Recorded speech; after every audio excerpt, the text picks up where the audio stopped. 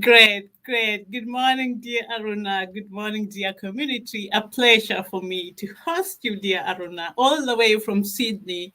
I'm so glad that you're here with us. Thanks, Susan. Thanks for the opportunity. I'm very glad to be here having this session with you. Great. Thanks too for your trust and for the readiness to share your knowledge with us. Great. You head a department at HCL. You tell us what that means. And AI and data science. You studied that. You were born in India, now living in Sydney, and you also have a lot of passions like women in tech. I love that. And ethical IE, responsible AI. And we are going to talk about AI and the future. And you are the right person for that. Thank you Thank for you. being here with us. Thank you. Thank you. And hello for your audience as well. I must say, I've been seeing your episodes. They are fantastic. The ethics and the technology in ethics, the audience has different perspectives, a lot of insights. And thanks for sharing. Thank you so much for your words. Right. Dear Runa, what else did I miss out? Do you have hobbies? What else do you do? And what do, as I said before, HCL, what does it stand Yeah, for? yeah. Yeah, I can give a quick intro about myself. So I have been in the data analytics space for nearly 21 years, and have implemented analytics solutions for decision support systems for credit risk, financial crimes, anti-money laundering, regulatory and compliance. I have held many executive leadership roles, worked for two of the big four banks in Australia, Commonwealth Bank of Australia and Westpac. And I currently, as you mentioned, I am the head of AI and data science for HCL Technologies, which is a global technology company over 50 countries. And so they've got data science across various regions. As I said, I look after the APME region. Um, as you mentioned, I'm highly passionate about AI and data science. And outside my work, I'm a blogger, mentor, and I speak, podcasts and everything else. And I do animated videos, Oh, great. focused on, I've got a YouTube channel. So I create videos focused on demystifying AI and make it more simple and easy to understand. So the two things I focus on, one is how do we make it AI for everyone, how everyone can understand what AI is and what its potential are, and also from a business perspective, what is the application of AI, where in the finance sector, insurance and telecom, how can we use AI? So I create videos and put them in my channel. I love to do more, but with work and everything else, having three kids and juggling, it becomes a bit hard. But I Oh, try. wow. I honestly try. Oh, wow. A lot to do, but good things, good aspects you are addressing. Creating awareness, that's one of the things. And I'm Yes. so sure some are already up here and some are still coming. So, as you said, how can we use it responsibly so that everyone can benefit from it? Yeah, Great. yeah. Because Thank you I so much, see, Darren. yeah, I see AI is seen more technical, but it is not like other technologies where only it's used for a one community. AI is Yes. everywhere across everything and touches everybody's life. So everyone needs to be part of it. Yes. Everyone needs to know about it. So that's my passion. Great. I love it. Love it. Dear Alexandra, thank you so much for joining us. If you have any questions, just put them in the chat. We'll answer them. Great. Dear Rona, our first point would be what are some of the important advancements in AI in their community? In the second part, we'll discuss about the future of AI. As you heard, Aruna is bringing around 21 years of experience in this sector. What are some of the promising opportunities for AI? And at the end, we'll discuss also are there any dangers or risks in AI that we need to be aware of? And in this case, not only the creators, but I think also users and investors, right? Yeah. All right, let's start right on. What are some of the important advancements in AI in the last years, according Yeah, to so you? I've seen, thank you. Thanks, Susan, for the question. I've seen huge potential for AI over the decades, especially for the last 10 years. Lot of opportunities, lot of advancements has happened in those years. We've been using AI without even noticing that we are using. If you, for example, if you look at Google, when we search for something, there is a AI behind it. You ask Siri a question, there is speech recognition, there is natural language processing behind it helping. Yes. So we have been using widely. To me, AI, one of the great breakthrough technology revolution, if you ask me, for 21st century is AI, and it's got a huge potential, opportunities as well as threats, which we'll go through in detail in little later. Especially in the last 10 years, I've seen a significant advancement, significant lot of opportunities in the field of AI, especially in the technical space. If you see, we are looking at vision, speech recognition, natural language processing, images, audios. They're all getting advanced when we use the techniques. And also, if you look at application, there are breakthrough applications, innovative applications that have been created across various industries. You look at health industry, financial services, Oh, insurance, and yes. so on and so forth. And we also, people are using AI. They are actually dictating over the phone. They are actually using recommendation for online shopping, the news they are consuming, the videos they are watching, the movies they are watching, and even the background conference screens they may have, all has got AI in it. So it's got a huge potential. And the core to all of this is, I see, is three technologies: machine learning, deep learning, and reinforcement learning. I will give a little bit of a blurb in very simple terms what they are. So machine learning is where we teach computers to learn, and we do that without the use of coding. We don't have to use any codes.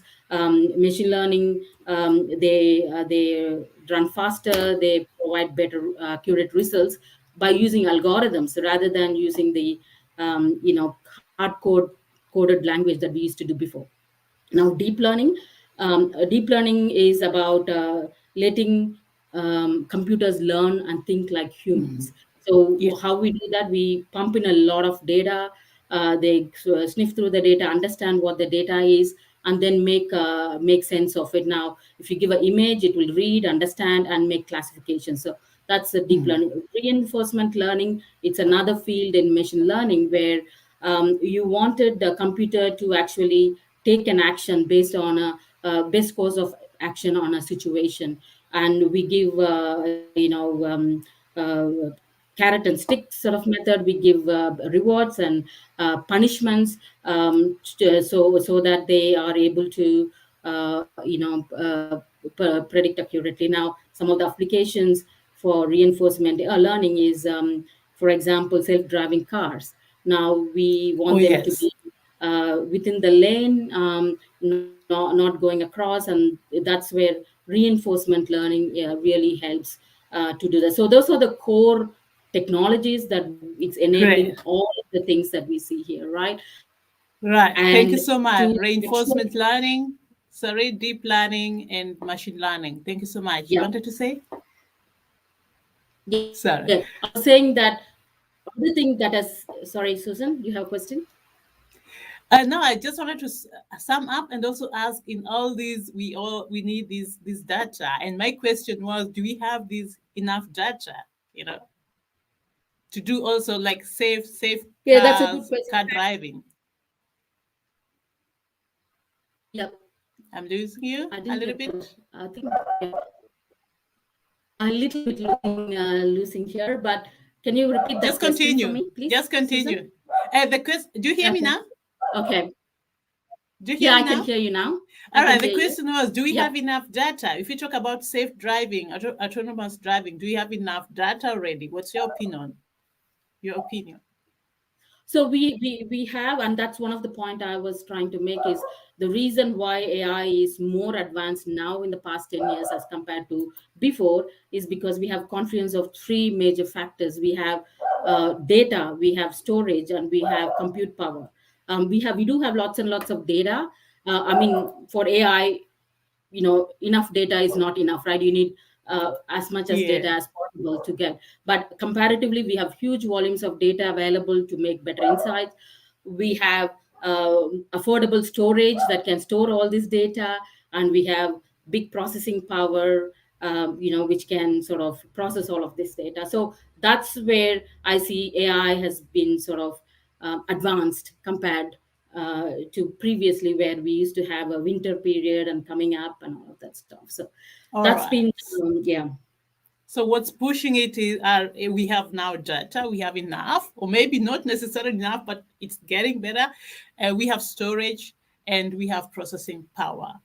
Thank you Yes, so yes. much. Before we move to a second point, I've seen two more people joining us.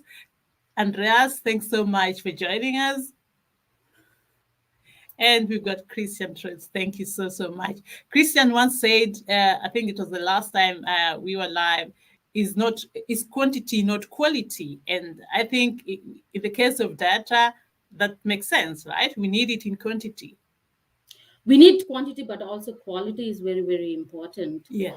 because AI, one of the most, AI, data is oil for AI, right? And you need to have the right quality to be able to predict accurately. Otherwise, Yes. the consequences can be dire depending upon where you're using it, of course. But quality is very, very important, and what type of data We is need also both. very important. Yeah, we need Yes. both. We need both. Yeah. Yeah. Right. So I want I think, to, before going into that next question, I actually wanted to give audience a little bit around the advancements, and I wanted to bring in some real life applications in the industries where AI has been extensively used, and we are getting how it's been advanced in that space. Now, some of the applications of AI in the industry I see is process optimization. Now, having worked in financial services industry for many, many years, one of the challenges that we see is processing. It's a huge labor intensive, time consuming, and and that's where AI has done a lot of advancement in that space. You look yeah. at claims processing, look at mortgage processing. For example, in claims processing, we have chatbots where Yeah. the claimant can put their data into some system. It compares it. Everything is good, simple. Immediately, your claim gets processed and sent. So Yeah. only complex processes go into the claims officer, so he is able to efficiently perform his duty. That's on the Yeah. claims processing side. If you look at mortgage processing, which is another big, huge, and the various, you are using pretty much almost all technologies of AI in there. First, we need to use computer vision to actually convert the handwritten documents, all the loan application, everything into digitize it. We need to first digitize it, classify them into various buckets. This is loan related. This is pay slips. This is bank statement, so on and so forth. Then you use visions and natural language processing to compare what the loan application details say to compare with what the documents they've given before. Prior to AI, the mortgage officer has to literally manually look at that. Now we have AI doing it all, automatically comparing, and if there is any discrepancies, they then take it to the mortgage officer. Once we've done all of that, then you have AI machine learning algorithm, which helps in predicting whether I need to give a loan to that, I need to approve the loan or not. So as you can see, during the entire life cycle, you have AI, different technologies of AI playing the role. Now, one thing I wanted to sort of highlight here is, while AI is helping you to make decisions whether to give a loan or not, you need to be very mindful of the bias that can creep into when you are making those decisions. You need to be ensure that bias. How do we get bias? So um, often people think that systems should be very objective. They should not be having any bias. It's only humans who have got all of that. Now when you're actually building an AI system, you're actually using historical data to Oh, actually yes.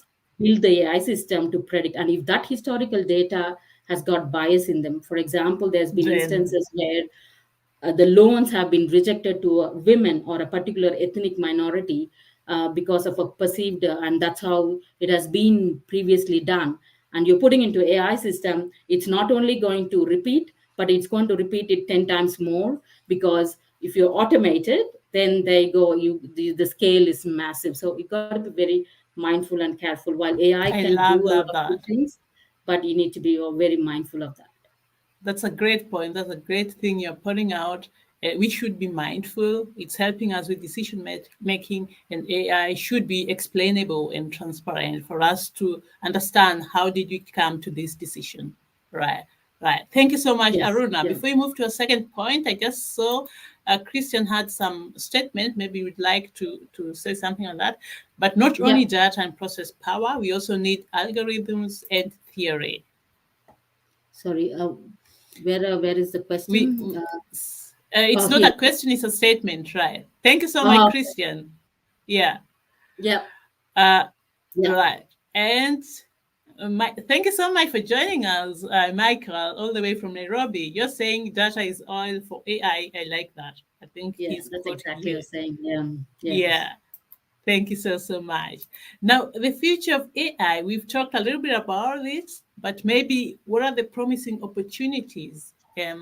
About the risk, we'll talk about that in the third point, but what are the promising opportunities for AI, say in the I next mean, 5, 10 years? there is huge opportunities. As I was saying, AI is everywhere for everyone and can touch upon everyone's life, right? So there's a huge potential opportunities. There are two major categories in AI. I see one is the AI for augmentation and autonomous AI. Now, Oh, AI for yes. augmentation is where AI is going to help humans, do better than what how they were doing before. It is complementing each other's capabilities, AI and the humans. For example, if you look at in the health industry, AI can actually serve through a lot of clinical data, and then come back with the recommend predicting the disease, then coming up with the recommendations on the treatments and the side effects. Now doctors have to take all of that information, go to the patient, and based on the patient's lifestyle and goals, and maybe innovative ways how we wanted to address the side effects. He's got a much more direct connect with the patient to be able to come up with a holistic treatment, which AI system may not be been developed for. So that's one area where we are augmenting with AI. We are not completely, AI is not taking over everything, and there Not are yet. not yet, not yet. Uh, there are a lot of opportunities I see in this space. First is it helps in drawing insights. It helps us to draw insights. It can help us to make better decision. It can also help us to work more efficiently. I'll try to articulate with some of the applications when it comes to insights. Now, for example, if you take the drug industry, right? So we are creating more and more drugs now. With AI, it is able to go through large volumes of data, look at the various properties and millions of molecules, and then you can synthesize and test and hypothesize and come up with the most successful drug, which we can then take it to clinical trials. Often this used to take years. Now there's a potential we can do it in months to get those Oh, yeah. drug discovery. So that is an area where there is a huge potential. If you look at the energy sector, looking at the patterns in the data, you can predict what's going to come up in terms of maintenance, or reduce system failures, reduce costs, improve performances. There's a lot of things that you can do, insights that AI can help. The other thing is in the decision making. See, some of the potential opportunities I see is summarizing. AI can be used to summarize data. Now we have is large volumes of data. Often you get distracted. Now having some critical important key important factors laid in front of us, summarized, it helps us make better decisions in health industry. Doctors look at critical information and make critical decision.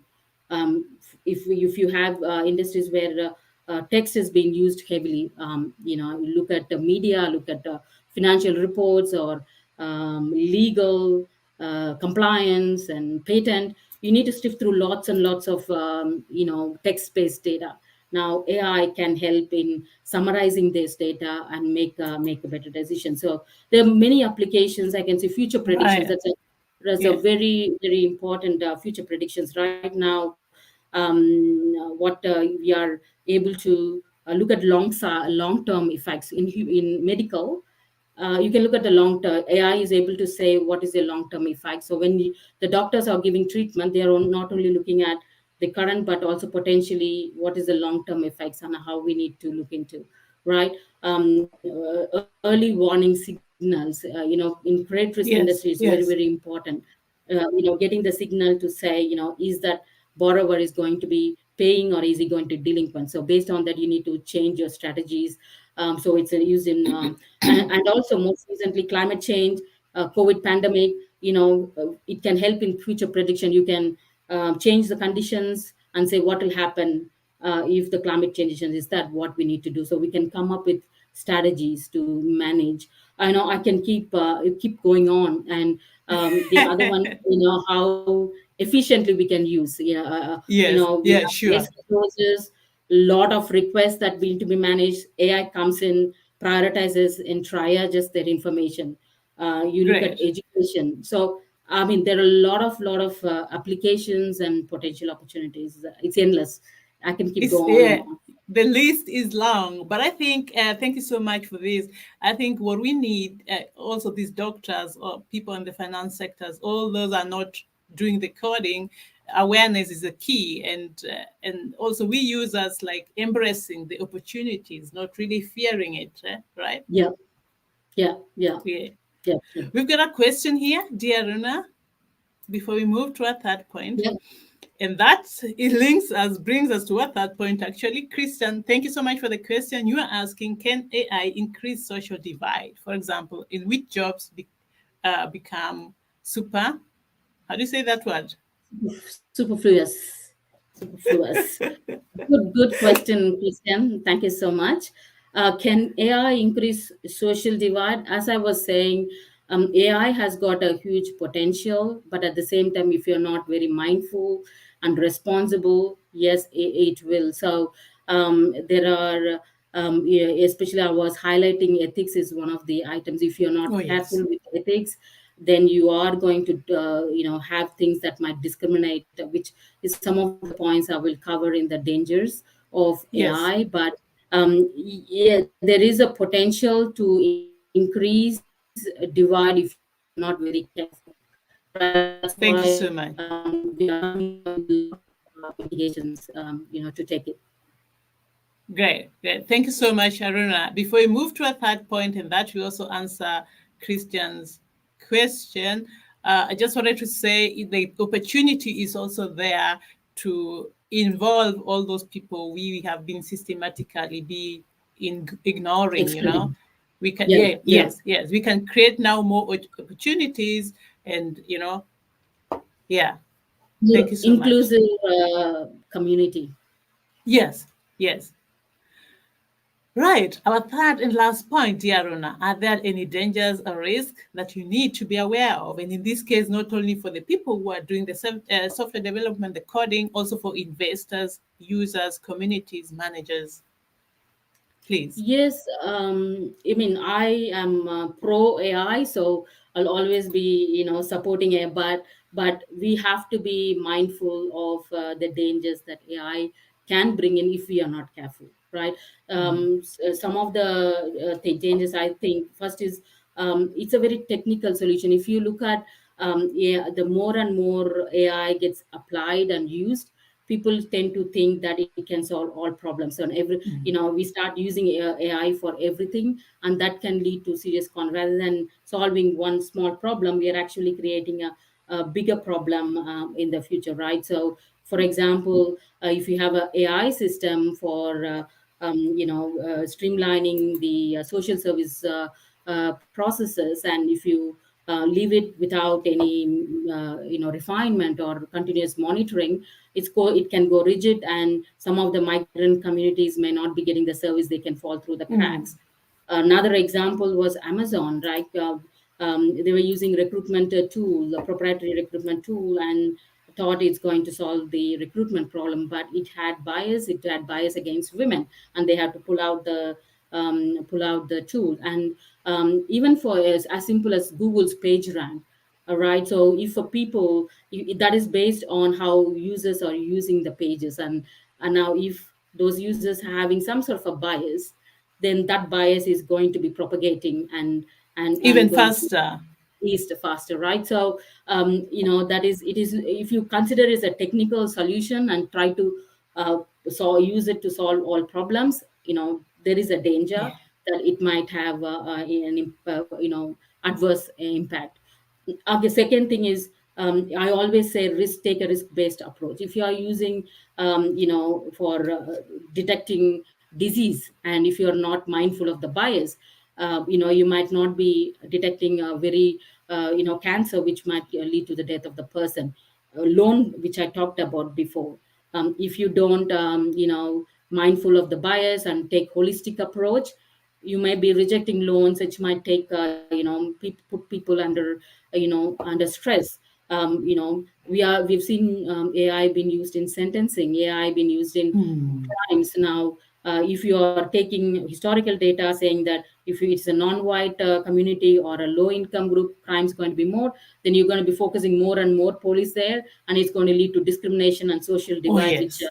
Christian was talking about, right? So Yeah. there are some of those, and also you have, if AI goes into the rogue states, or they might use it for a political gain or economic gain. Oh, Misinformation, yes. deep fakes, bots, people are using them to actually for their own agenda. So there are dangers, and now that is where responsible AI, that is another topic I'm very passionate about.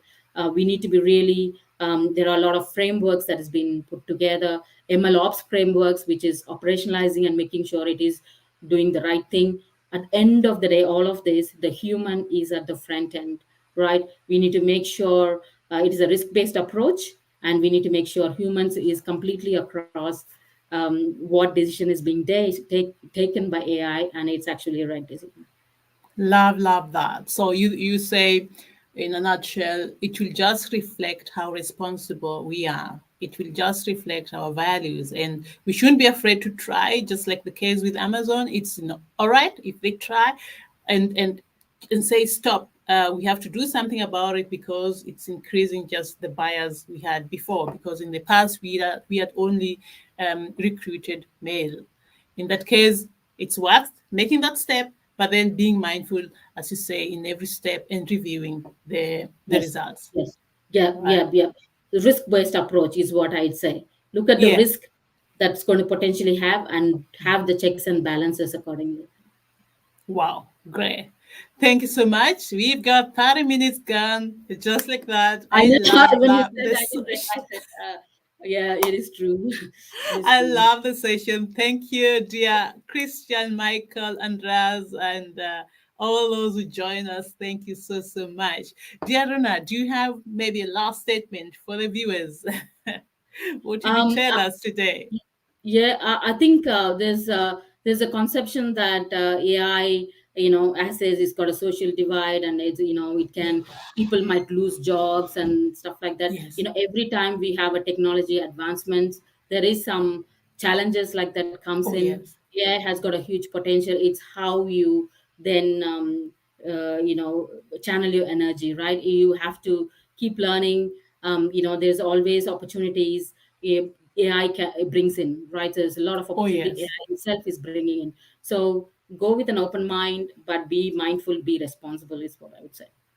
Go with an open mind, and in that case, it must not lead to losing jobs, but to creating more jobs, more experience, more customer experience or employee experience. Yes, Thank you yes, so much. definitely. Love that. Thank you so much, dear Aruna, and hope to have you soon again with me here. Thank you, I'll be glad. Susan. Thank you, Susan. Really, I enjoyed the session. Thank you so much. See you at Bye. the backstage. Bye bye. Bye.